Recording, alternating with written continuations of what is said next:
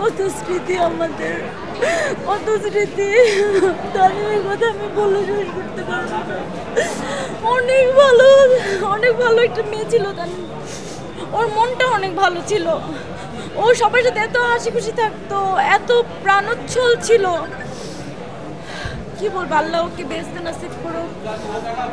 ও অনেক হাসি খুশি ছিল, কিন্তু ওর মনে অনেক কষ্ট ছিল। বিশ্বাস করেন আপনারা, ওর মনে অনেক কষ্ট। ও অনেক কষ্টের কথা আমাদেরকে বলছে, আমাকে বলছে। আমি অনেক কিছু জানি, কিন্তু এখন আমি কিছুই বলবো না। সময় আসুক সব বলবো। অনেক আজকে কেন তানিনের এই পরিস্থিতি, কেন তানিন মারা গেল, তার পিছনে অনেক ঘটনা, অনেক কিছু। এখন বলবো না আমি কিছু।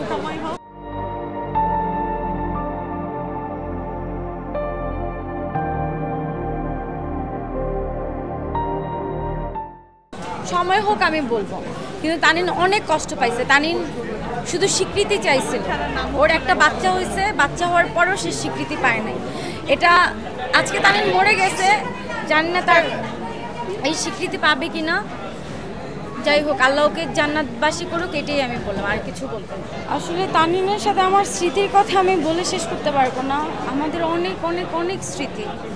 আর আমার বাসার পাশেই তানিনের বাসা। তানিন প্রায় সময় রাত 2টা নাই 3টা নাই হুটহাট করে চলে আসতো।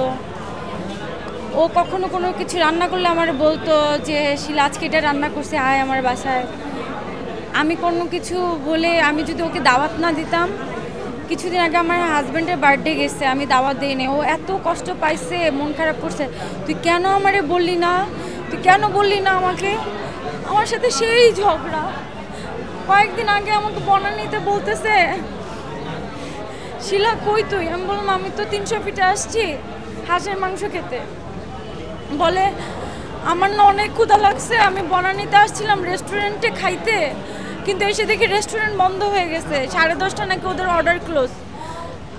আমি বললাম যে আমার বাসার পাশেই যে তোর বাসা, আমি বললাম তাহলে আমি যাওয়ার সময় তোরে নিয়ে যাই। বলে আচ্ছা আমি অমুক জায়গায় আসি, তুই আমাকে যাওয়ার সময় নিয়ে যা। আমি বললাম আচ্ছা তুই থাক, আমি আসতেছি, 10 মিনিট লাগবে। ফোন দিছে, কই তুই? কী রে তুই কি আসবি না? আমি কি উবার কল দেবো? আমি না আসতেছি। আরে রাস্তায় তো আসতে একটু টাইম লাগে। বারবার ফোন, কী রে দোস্ত তুই আমার নিবি না? আমি বুঝছি তুই আমায় নিয়ে যাবি না। কি যে পাগলামি করতো তানিম।